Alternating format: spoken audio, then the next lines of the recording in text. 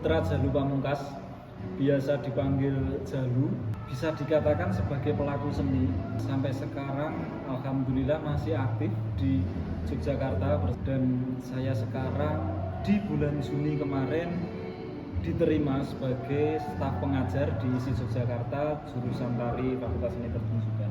Pada tahun 2010 saya masuk SMKI, lalu lulus saya masuk di ISI jurusan tari tahun 2013. Terus saya masuk 2017 itu di ISI Yogyakarta lagi, di pasca sarjana di tata kelola seni. Memang sejak kecil saya selalu sudah disuguhi dengan tarian-tarian klasik di Yogyakarta. Walaupun di masa SMP saya pernah mengalami pada saat teman-teman saya di sekolah tidak ada yang menari sama sekali. Di situ saya insecure. Wah, temanku nggak ada yang nari, dengan image bahwa penari cowok itu adalah banci dan lain-lain.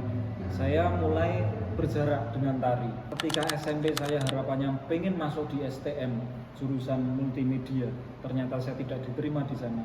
Saya kembali lagi ke ya sudahlah, saya menari sajalah. Tahun 2015 itu dari Keraton Jogja itu membuka kembali untuk gladi bersama, itu latihan bersama. Saya mulai masuk di sana, ikut latihan di setiap minggu. 2018 akhir Desember saya bersama teman-teman saya membuat satu pergerakan, itu Setamaya namanya. Saya bersama teman-teman itu menarikan tari klasik gaya Yogyakarta dengan format pemanggungan. Lalu setelah kita membuat acara itu, pihak dari keraton itu melihat pergerakan dari anak-anak muda di situ, lalu memanggil kami dari stakeholder yang ada di Setamaya untuk berdiskusi bersama berkaitan dengan bagaimana jika dari kami itu ditarik di keraton untuk menjadi abdi dalem seorang Matoyo. Saya menjadi penari keraton sejak kapan? Itu mulai legal sejak 2019. Ketika bulan Juni itu saya di wisuda menjadi abdi dalem Matoyo, itu saya sudah menjadi penari keraton pada saat itu. Tapi ketika awal mula pertama kali saya menari di keraton tahun 2015, saya dimaknai sebagai baju ini yang aku gunakan sehari-hari. Karena sampai sekarang ini aku masih bisa ngobrol dan masih bisa hidup sampai saat ini, aku bisa hidup dari seni tari. Jadi pemaknaan menurutku yang itu sangat melekat buat aku dan itu sangat berpengaruh. Itu namanya Mbak Jimmy Park.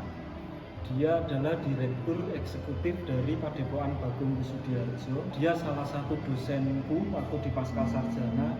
Cara Mbak Jimmy itu untuk memberikan satu pengaruh pemikiran sangat berarti buatku. Ketika ingin mempelajari suatu permasalahan apapun, itu beliau selalu mengatakan bahwa kita mencoba untuk memberikan skup yang lebih luas. Minimal ya tak tangkap di situ ketika aku mendapatkan suatu permasalahan.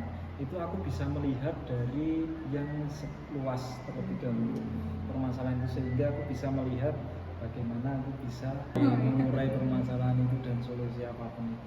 Waktu ya, karena kadang waktu itu menjadi salah satu hal yang perlu diorganisir dan dipertimbangkan. Satu contoh, ketika ada satu agenda khusus seperti Uyon Hadiluhung yang saya sampaikan tadi, sifatnya dia reguler setiap malam Selasa Wage. Ketika agenda itu diselenggarakan setiap bulan, berarti otomatis saya harus mencoba untuk mengorganisir saya beserta teman-teman saya bagaimana acara itu tetap jalan dan bagaimana agenda saya untuk di keraton dan agenda saya di luar itu tetap bisa seimbang. Ketika pertama kali saya setelah diwisuda, kebetulan itu saya menjadi penari dalam Uyon Hadiluhung. Itu pengalaman yang sangat berkesan sekali buat saya. Seperti saya pada saat itu bernama Raden Jajar Jalu Pronomatoyo. Rasanya sangat bangga sekali. Sudah menjadi rahasia umum bahwa dari dulu keraton itu selalu terlihat sangat eksklusif dan sangat menutup diri. Bagaimana cara dari pihak keraton itu menyimpan apapun itu supaya tidak diketahui orang-orang lain. Tapi sekarang ini dengan kepemimpinan sekarang ini, terutama saya membicarakan spesifik di Kawedanan Ridho Mardowo yang sekarang dipimpin oleh KPH Notonegoro, itu beliau sangat membuka diri. Sangat membuka diri bagaimana untuk masyarakat luas itu bisa mengetahui, terutama ketika kita spesifik di tari, mengetahui tari-tari klasik yang ada di keraton. Begitupun dengan pelaku-pelakunya yang awalnya dulu itu yang boleh dan bisa menarikan tari klasik di keraton itu hanyalah para kerabat-kerabat keraton, yang lain itu tidak boleh. Tapi sekarang justru dari keraton itu mencoba membuka diri dengan ayo, siapa yang bisa dan mau mempelajari tari keraton silahkan, kita akan memfasilitasi dan kita akan belajar bersama di sini. Mumpung kita masih muda, jangan sampai kalian terlambat ketika budaya-budaya kita itu direbut dari negara-negara lain. Kalian coba di rumah ada cermin itu, kalian mengaca di sini. Sejauh apa kalian mempelajari budaya kita sendiri? Coba kalian perhatikan itu dan kalian refleksikan ke dalam diri kalian. Kalau sudah direfleksikan, lalu ketemu solusinya. Oh, ternyata saya masih kurang mempelajari kebudayaan saya. Maka dari itu, mari bersama kita jaga budaya kita dengan cara kita mempelajari itu dulu. Ketika sudah kita mempelajari budaya itu, kita akan mengembangkan bersama di sini. Karena aku sampai sekarang masih meyakini budaya itu akan tetap terus ada dan akan selalu berkembang dengan segala macam dinamikanya. Yang menjadi tonggak, yang menjadi ujung tombak itu kita ini. Oke? Iya, terima kasih banyak.